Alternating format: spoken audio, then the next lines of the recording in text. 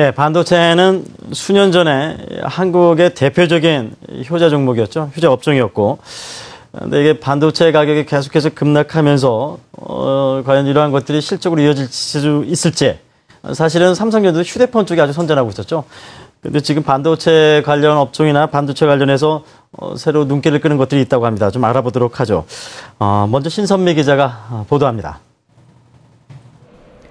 1분기 디램 공급이 늘며 가격이 급락할 것이라는 우려와 달리 가격 하락이 제한적인 수준에 그쳤습니다.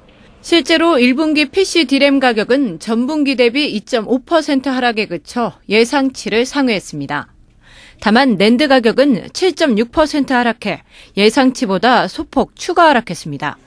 메모리 카드와 USB 수요 감소에 스마트폰의 계절적인 비수기까지 겹친 탓입니다.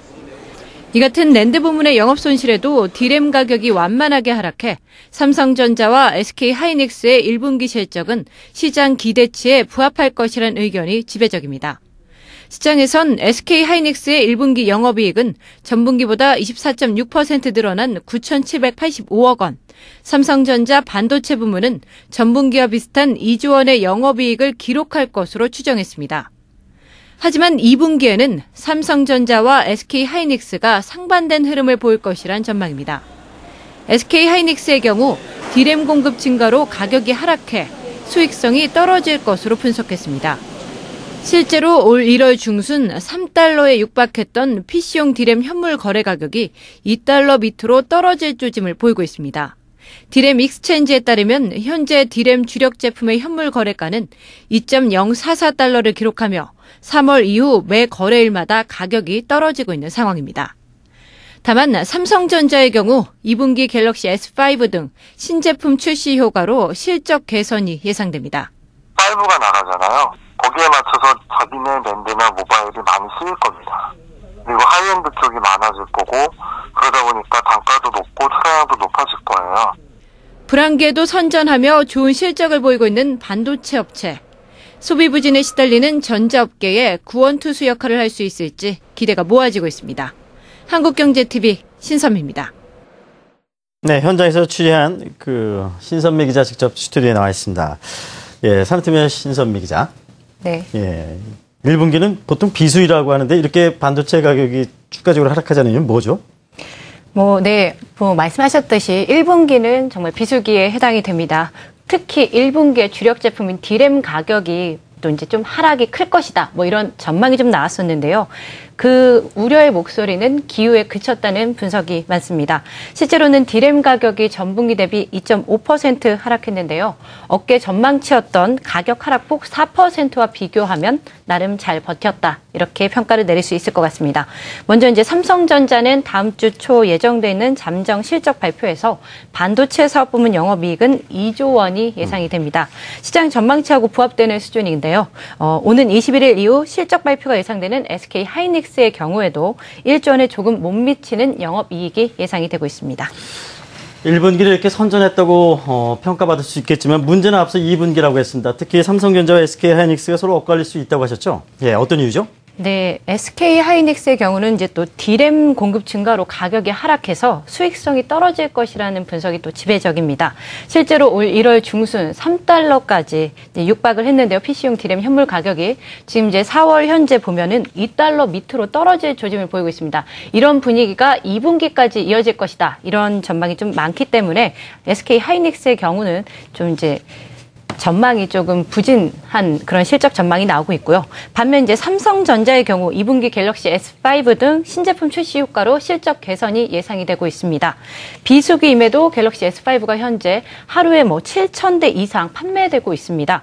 그러다 보니까 갤럭시 S5에 아무래도 삼성전자의 자사, 낸드나 모바일 디램이 많이 사용이 될 테고요. 또 하이엔드 제품 비중이 높아지면서 단가는 높아지고 또 출하량도 올라갈 것으로 보여서 실적 개선이 기대되는 상황입니다.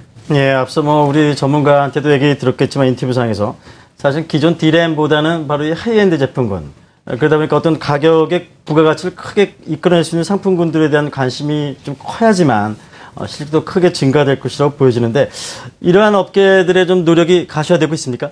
네, 우리나라 특히 이제 삼성전자, 예. SK 하이닉스 같은 경우는요, 3D V낸드 그리고 SSD 등 새로운 기술 개발에 집중을 하고 있습니다. 삼성전자를 살펴보면요, 최근 세계 최초로 20나노 D램 양산에 성공하면서 독자 기술을 개발을 했고요.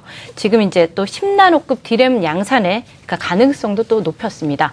또 SK 하이닉스를 보면 연내 20나노 초반대 D램 양산에 진입할 것으로 보여 LP다 파산 후 과점 형태의 그 D램 주도권을 한국이 계속 가져갈 공산이 큽니다.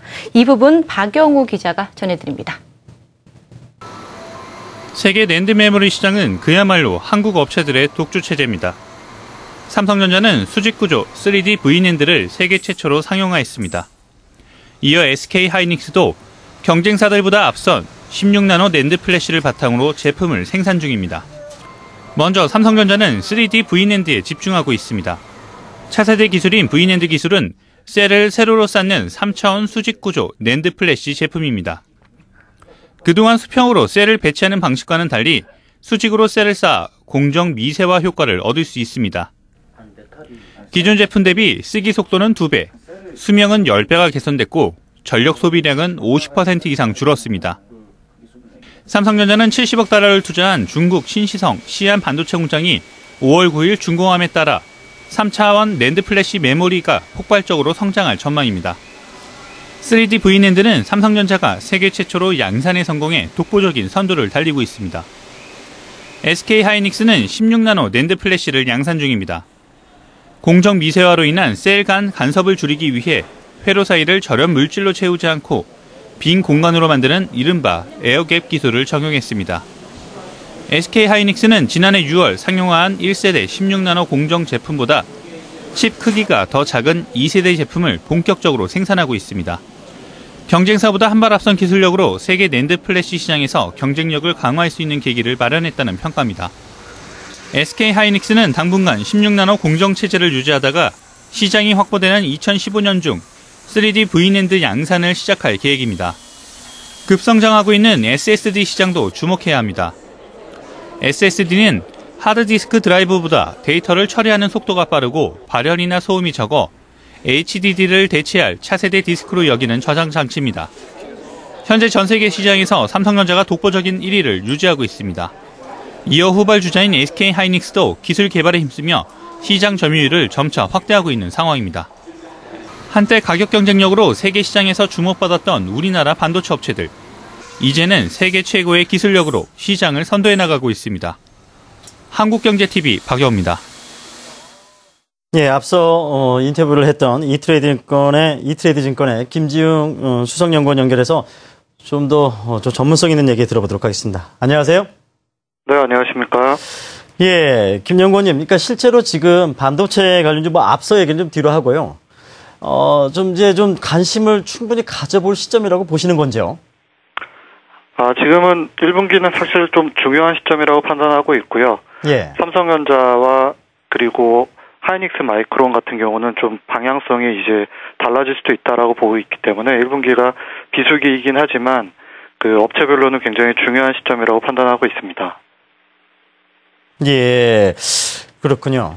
그렇다면 앞서 제가 질문 올린 것처럼 실제로 네네. 지금 SK 하이닉스 앞서 기자도 얘기했다시피 삼성전자와 2분기부터는 엇갈린 행보가 좀 예상된다고 했는데요.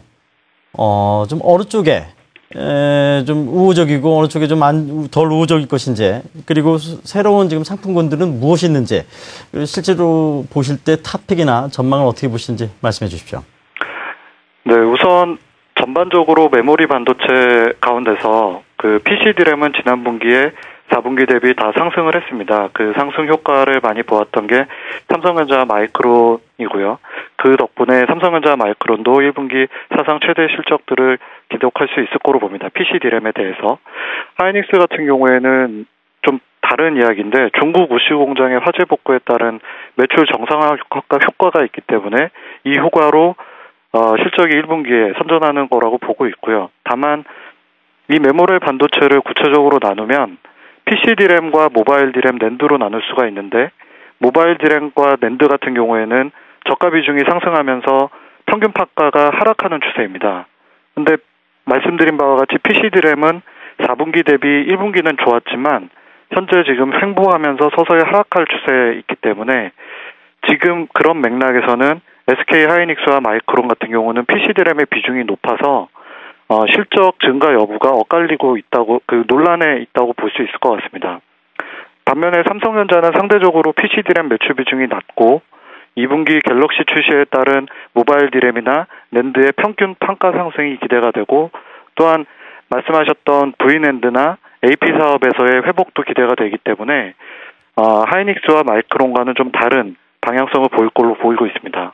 더구나 최근에 지배구조 이슈까지 겹쳐서 매우 긍정적인 상황이라고 볼 수가 있을 것 같고요. 결론적으로는 삼성전자를 중심으로 한 투자 전략이 유효하다고 보고 있고, 하반기에 V낸드 추가 투자를 겨냥한다면 반도체 장비 업체들까지 유망하다고 볼 수 있을 것 같습니다. 예, 김영권께서는 삼성전자 목표 주가 어느 정도 제시하고 계신지요? 지금은 170만 원을 제시하고 있습니다. 예, 앞으로 좀 상향할 계획도 갖고 계신지요? 지금처럼 지배구조가 더 개선이 되고, 그리고 반도체 사업 부분의 개선 속도가 유지가 된다면 상향 가능성은 충분하다고 보고 있습니다. SK 하이닉스 같은 경우는 다소 좀 부정적으로 들리는데요. 네, 지금 맞습니다. 현재가가 좀 이러한 것을 반영이 돼가고 있는 것인지, 솔직히 그렇죠. 주가는 반영이 안 될 수도 있습니다. 예. 어떻게 보면 지금 1분기 실적까지는 양호하기 때문에 지금까지는 괜찮은 상황이라고 볼 수 있을 텐데요. 말씀드린 PC DRAM의 하락 효과가 2분기 때부터 반영이 된다면, 다시 말씀드려서 모바일 DRAM과 낸드가 하락하는 것을 PC DRAM이 받쳐주던 형상이었는데, 이 부분이 이제 어그러지게 되면 실적에 대한 우려가 커질 수밖에 없다고 보고 있습니다. 이런 관점에서는 당분간 하이닉스하고 삼성전자를 비교했을 때 삼성전자가 좀 더 우위에 있다, 이렇게 말씀드릴 수 있을 것 같습니다. 예, 알겠습니다. 감사합니다. 네, 감사합니다. 예, 신선미 기자와 인사하겠습니다.